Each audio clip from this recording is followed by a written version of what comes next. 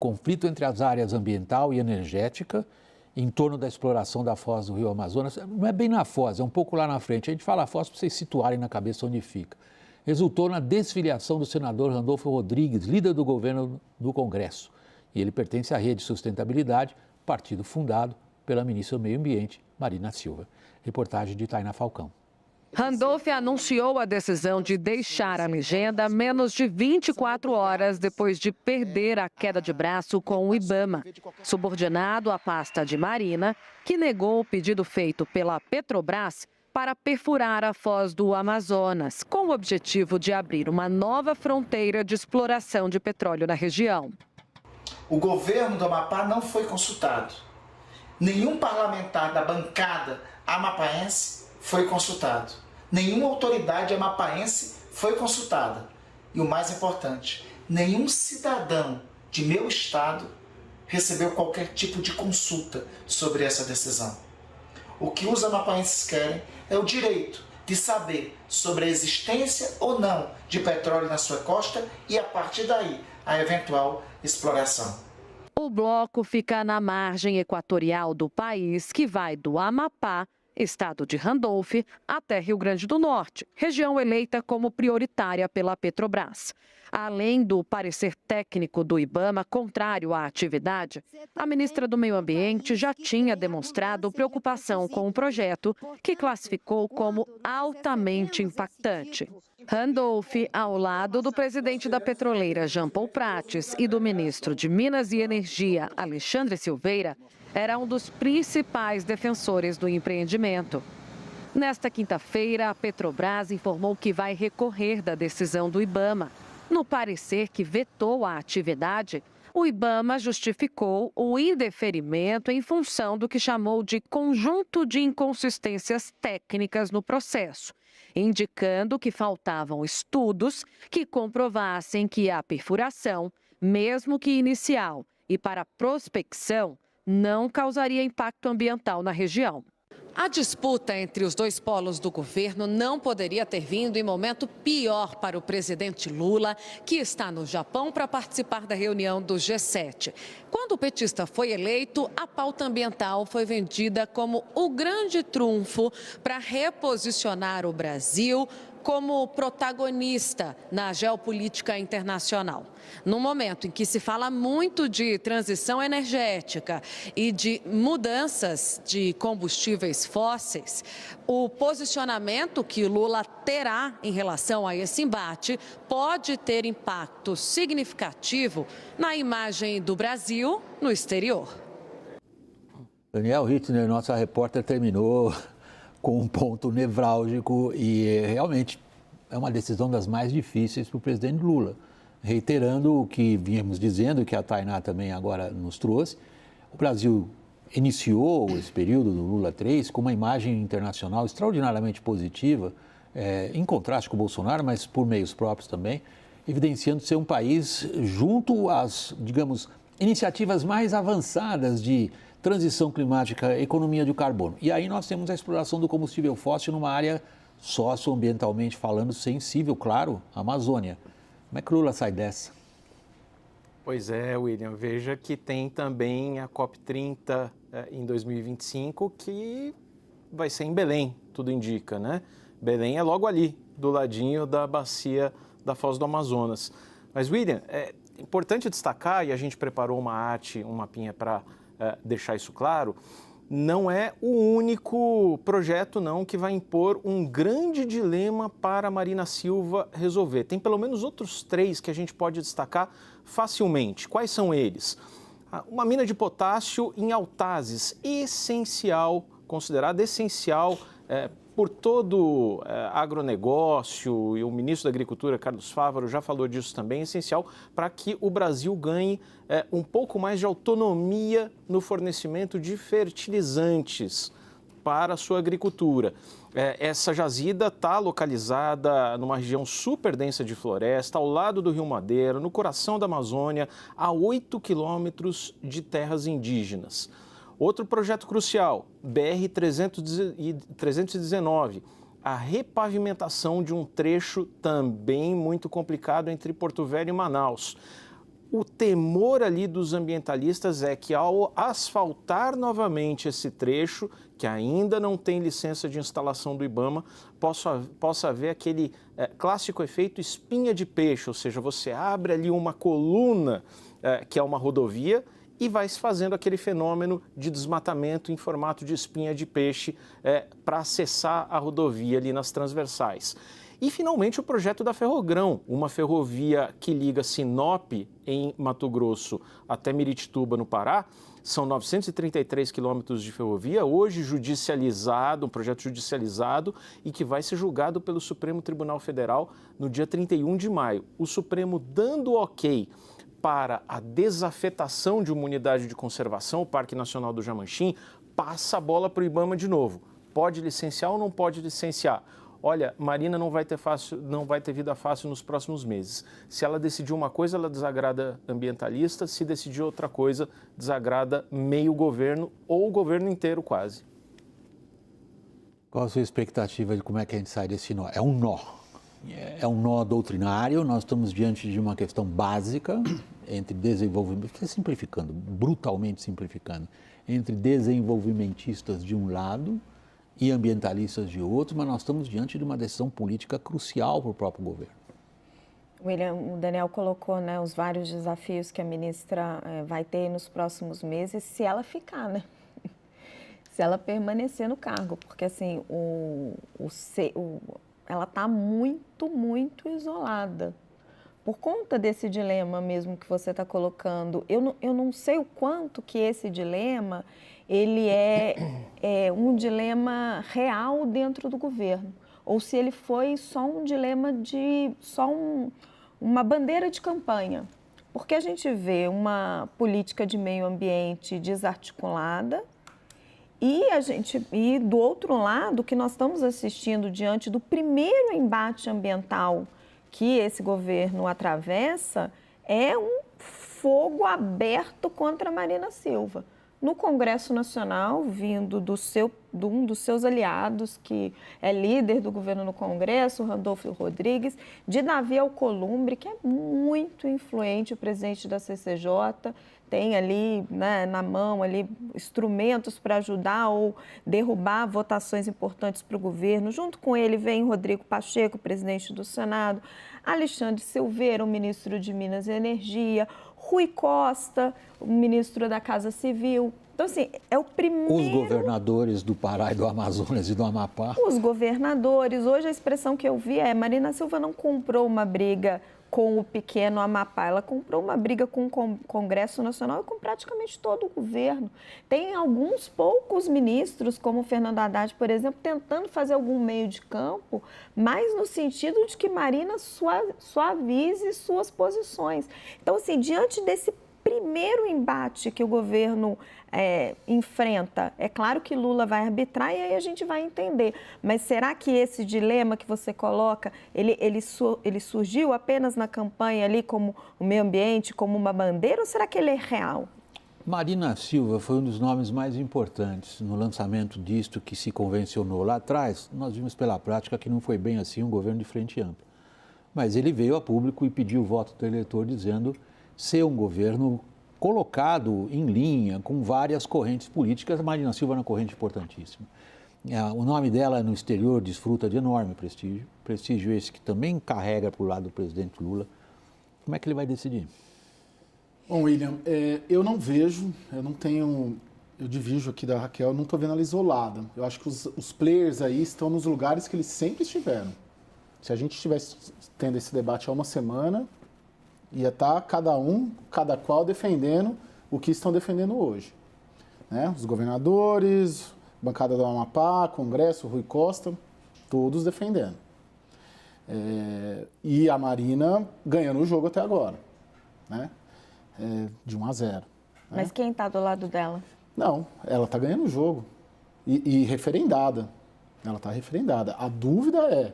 Referendada por não, quem? Ela Quem estaria isolada se tivesse assim... Poxa, está perdendo, não está conseguindo se movimentar, a decisão do IBAMA. Mas o IBAMA está subordinado a ela. Não, tudo bem. Mas ela está isolada. A situação dela hoje é a mesma de uma semana atrás, é a mesma de um mês atrás, sobre esse assunto. Nada mudou. E ganhando, fez um gol. né? A Talvez gente a tem que pergunta- ver o Palácio do Planalto. Como que o Lula vai arbitrar, como que essa questão vai evoluir, porque essa questão ela vai sair da esfera ambiental e técnica e ela já está indo para a esfera política.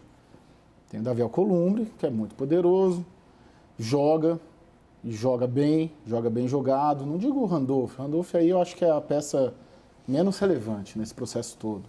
Ele já ia sair da rede, já namorava para ir para o PT, aproveitou uma situação, a meu ver, para jogar Vamos tentar lá fazer o seguinte, para então. Amapá.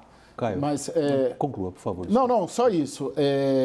E você não pode desconsiderar nesse tabuleiro todo as ONGs e os ambientalistas em geral. Perfeito. 80 ONGs manifestaram apoio à decisão do IBAMA, contrariedade, né? Então, acho que assim, vamos o ver jogo está sendo jogado. Vamos ver as forças de cada uma dessas correntes. Nós estamos simplificando um pouco, como eu disse, simplificando brutalmente, mas é impossível nessa hora, a gente tem que fazer um pouco de simplificação. E essa simplificação implica dizer o seguinte: quais são as forças alinhadas com uma decisão favorável do IBAMA à pesquisa e exploração lá? A gente vai contar forças políticas relevantes dentro do Congresso e dentro do Executivo. Nós vamos contar forças como a estatal, a própria Petrobras. A Petrobras é claramente a favor disso. Nós temos forças e segmentos econômicos, como o Daniel Hittner nos trouxe muito bem ali exemplificado, com interesses de segmentos diversos, porém o mesmo segmento. Nós não podemos estar sob o jugo, entre aspas, técnico ou não, cada um julgue como quiser, do IBAMA. E são grupos fortes. Qual é a força que a Marina tem? 80 ONGs no papel são o quê do ponto de vista político diante dessas outras? Você quer começar a responder, Daniel? Me arrisco, William, dizendo que ela tem com ela grande parte da comunidade internacional. Em Sharm el-Sheikh, sede da última COP, por exemplo, eu não estive, mas todas as descrições que me deram é que havia um séquito de jornalistas, ongueiros, lideranças políticas que iam atrás de Marina Silva onde quer que ela estivesse. Então, ela goza de um prestígio internacional muito grande, em um momento justamente em que se condena o presidente Lula pelo tipo de declaração que ele faz, por exemplo, sobre guerra na Ucrânia, e que se cobra uma postura mais ativa em diplomacia ambiental. Daniel, posso fazer uma pergunta cínica, Daniel? É ela. Daniel, uma pergunta cínica. Prestígio internacional ajuda a eleger deputado nos estados? Ajuda a trazer dinheiro para prefeito que vem de royalties de petróleo? Ajuda, digamos, todos os segmentos econômicos que dependem disso? Só uma pergunta, tá? Mas esse é um belo ponto, William, e acho que tem um outro fator ali que aí joga contra a Marina, que para além das rusgas políticas e da pressão justa que governadores e congressistas estão fazendo, que é a situação da indústria de petróleo e gás no Brasil. Ela viveu um boom no início dos anos 2010, com a descoberta do pré-sal, mas a gente passou por um longo período sem leilões de petróleo e gás no governo Dilma. E depois, no governo Temer, a gente teve um boom de leilões. O curioso, e que pouca gente nota, é que esses leilões do pré-sal no governo Temer, tirando aquela sessão onerosa e o excedente da sessão onerosa, não resultaram em descobertas de petróleo. No ano passado, a gente teve um nível baixíssimo de perfurações, sem retorno, tem grandes companhias petrolíferas estrangeiras frustradas com o que aconteceram, e a grande fronteira, a grande aposta é não só a Foz do Amazonas, mas toda aquela margem equatorial que vai ali do Amapá até o Rio Grande do Norte. Você dizer não para aquela área é também deixar em suspense como vai ser o financiamento da transição energética da própria Petrobras. Eu quero passar perdoem a palavra a Raquel, depois uma outra provocação a nossa. Raquel. Olha, William, eu posso me surpreender, claro, né? A decisão vai caber ao presidente Lula. Agora, olhando de um lado mais pragmático, o apoio que está em jogo no Congresso Nacional nessa questão para votações importantes, né? O marco fiscal está praticamente garantido, mas você tem reforma tributária pela frente, você tem várias medidas provisórias. É importante, você está falando de forças políticas muito fortes. Sim, pesa a questão internacional, a imagem do presidente Lula lá fora, mas eu acredito que nessa balança entre tentar organizar essa base de voto, que ainda é muito frágil, a gente vê que, despeito da importante vitória na urgência, ele teve derrotas muito fortes no marco do saneamento, acho que os problemas locais vão pesar mais. E tem um outro ponto também, que são as crenças pessoais do presidente Lula, e a gente percebe por vários movimentos dele que ele não mudou muito em relação ao que ele era em 2003. E em 2003 ele arbitra a disputa de Belo Monte, que foi a disputa que tira a Marina Silva do governo, no qual ela pede demissão lá atrás, nos primeiros governos Lula, porque ele acredita que o desenvolvimento, a geração de emprego e de riqueza é mais importante que o meio ambiente. Precisa ver se o Lula mudou em relação a isso. Eu tenho dúvidas. Eu acho que há mais um fator. Aí vem a minha provocação. Está em torno da frase, o petróleo é nosso. É uma grande ponte entre Lula e os militares. Todos nós sabemos o que os militares acham de ONGs internacionais que dizem como deve ser ou como não deve ser o uso do nosso espaço e a exploração dos nossos recursos, particularmente na Amazônia. Quanto tempo vocês acham que vai demorar para essa discussão desabar? Eu digo desabar porque ela vai ser prejudicada, no fundo, num nacionalismo bem forte de dizer nós é que sabemos o que a gente faz com o nosso território, não as ONGs lá de fora, Caio. Mas não se trata, eu creio, William, as ONGs decidindo o que fazer ali. Se a gente observar a decisão de ontem do IBAMA, do Rodrigo Agostinho, ela rejeita o licenciamento e ela recomenda a realização da tal avaliação ambiental de área sedimentar. Eu acho que a gente tem que colocar na mesa, em vez também, né, um terceiro elemento, que não assim, quem vai ganhar, quem vai perder. Ou vai ser uma coisa ou vai ser outra. E começar a considerar a possibilidade, vamos dizer assim, de um caminho do meio.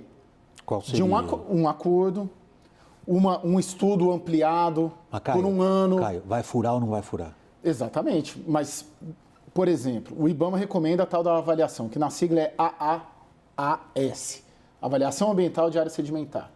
Aí vai lá, vai fazer esse estudo, daí vai ter mais segurança. Eu não estou falando que é isso que vai acontecer. Eu sei que a tentação do petróleo, ela ainda é muito forte. Eu acho que ela é irresistível. Ela é irresistível. Ainda mais acompanhando os vizinhos, que estão perfurando a 200 quilômetros dali. Há 10 anos. Né? E encontraram o petróleo. E são vizinhos muito, digamos, ativos na questão ambiental. Então, assim, essa possibilidade, ela existe, de você ter uma composição. Eu não entendi qual é ainda, mas deixa eu ver, Raquel. Não, assim, eu tô só colocando um ponto, assim, cínico dessa questão. Não é contra ou a favor da exploração ali naquela área, mas vamos pegar o que aconteceu com a Guiana, onde está a ExxonMobil, se não me engano. Ela foi inundada de dinheiro. Tem um aumento de renda per capita enorme na Guiana.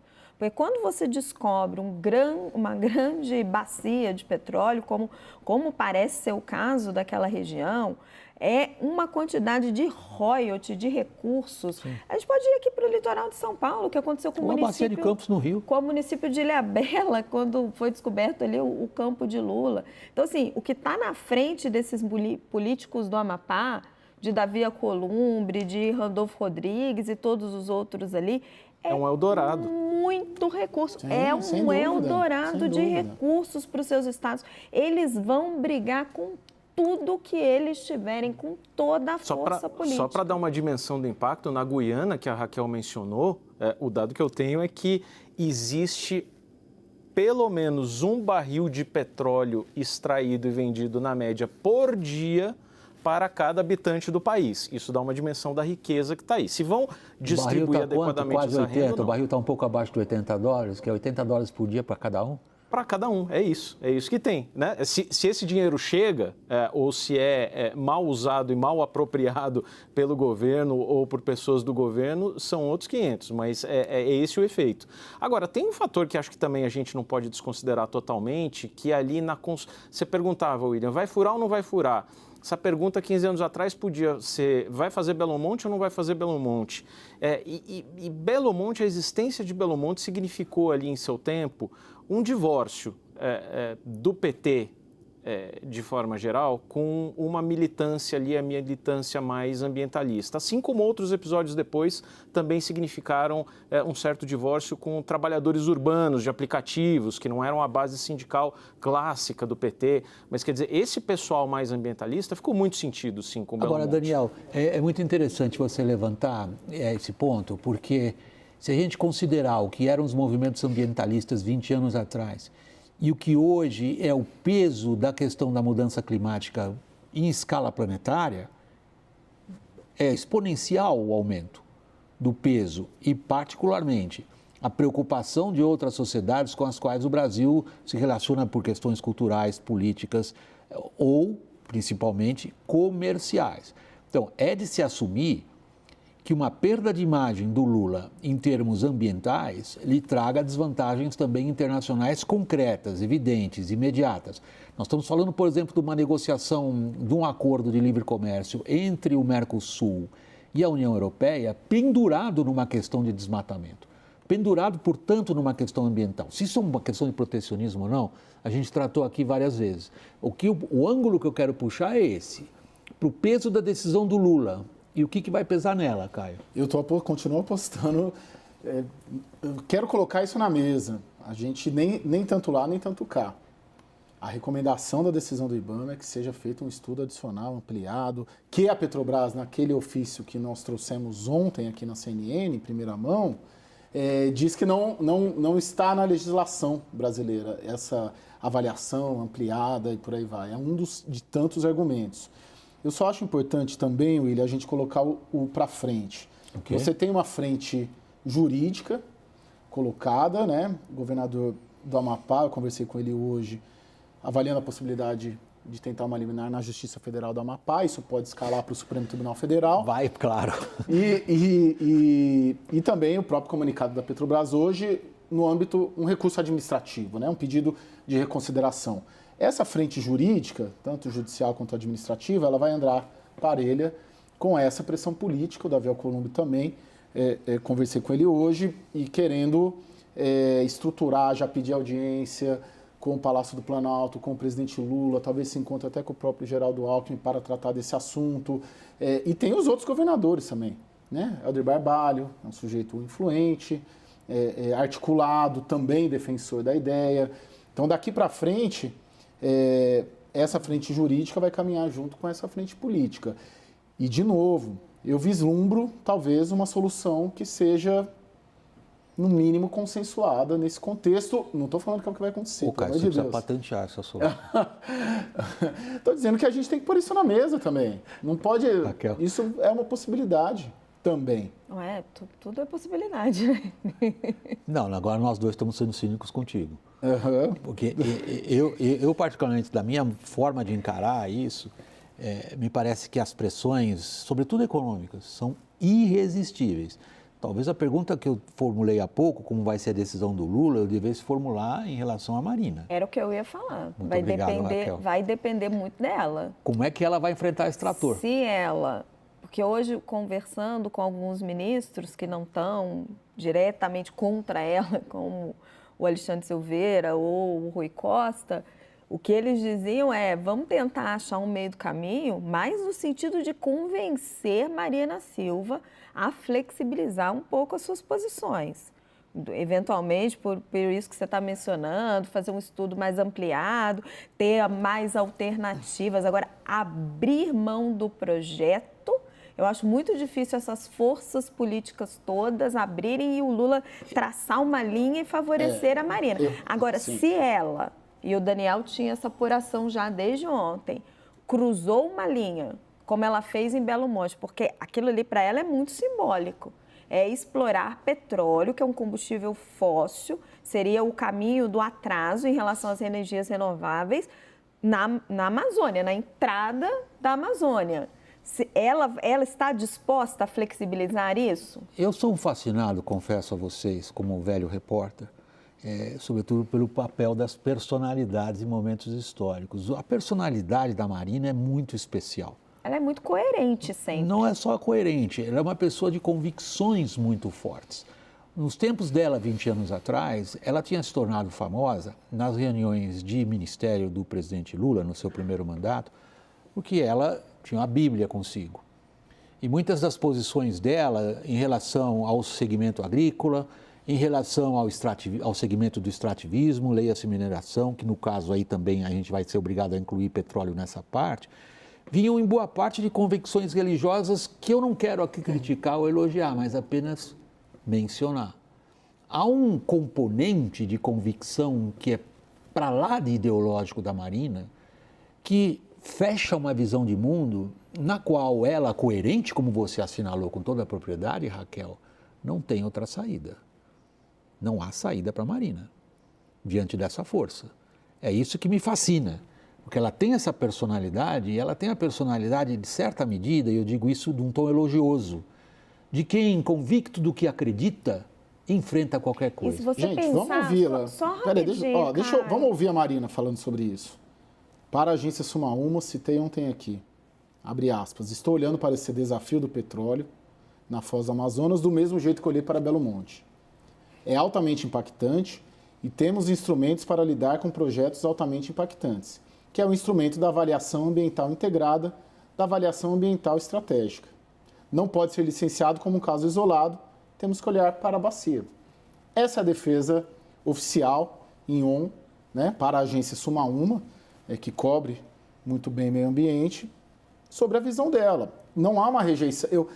Ela tem um olhar similar, com cuidado, com cautela, como teve em Belo Monte, mas em Belo Monte, salvo engano, vocês, o Daniel, eu lembro que cobria diretamente, teve uma rejeição brutal. Agora, eu acho que ela indica um caminho. Eu acho, posso estar errado. Olha, também, tem Mas uma é característica da Marina. essa frase, né? Só um minutinho, Dani, porque ela diz, estou olhando como olhei para Belo Monte. De forma integral.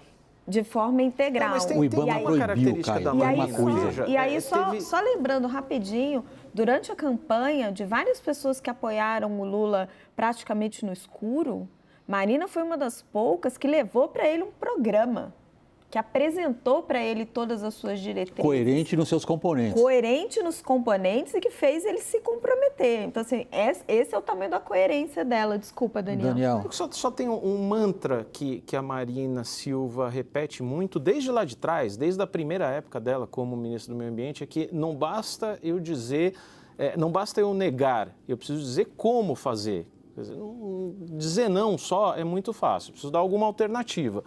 Isso, de certa forma, ela fez nas usinas do Rio Madeira, em Rondônia, em Belo Monte, que foi estruturando ali um programa que era de mostrar, falar, olha, não pode ser uma usina com reservatório, tem que ser uma usina a fio d'água, a gente perde muito aproveitamento energético com isso, mas é a realidade que se tem. Uma coisa que está muito na cabeça da Marina, desde quando ela voltou ao governo, é um mapeamento, zoneamento econômico-ecológico que ela fala, né? Quer dizer, você apontar claramente, nos Estados Unidos, por exemplo, você pode explorar, claro, com restrições ambientais, com o Ibama de lá, mas você pode explorar petróleo na Bacia do México. No Pacífico, no Atlântico, você não pode. E aqui no Brasil falta um pouco isso, falta você dizer, olha, em tais lugares você pode, mediante licenciamento ambiental, e outros lugares são santuários, então ali de jeito nenhum. Resta saber onde que a bacia da Foz do Amazonas se enquadra, se é no santuário ou se é no... não vou dizer que é não, vou dizer como fazer. Daniel, é o santuário, Daniel. Essa é a palavra de guerra usada por todas as grandes empresas que pretendem atuar ali. Não podemos permitir uma política ambiental que transforma a Amazônia em santuário. E a crítica que eles fazem à Marina é exatamente essa, a de pensar o lugar como um santuário. Raquel, você quer concluir? Não, só queria fazer uma pergunta para o Daniel. Daniel, hoje que já passou tanto tempo, quem estava certo em Belo Monte? A Marina ou a Dilma? Olha, tem opinião para todo gosto. Acho que o erro foi ter feito Belo Monte com uma capacidade tão pequena de gerar energia. Foi feito a fio d'água. Se fosse fazer, fizesse de vez, né? Foi feito a fio d'água. É considerado, do ponto de vista dos especialistas do setor, um gravíssimo erro ter feito Belo Monte a fio d'água. Enfim, a gente vai trazer esse assunto mais, e é de enorme relevância para todos nós. A gente pensando como sociedade brasileira o que a gente quer fazer do país, essa discussão é uma das mais centrais para a gente se preocupar com ela, pessoal.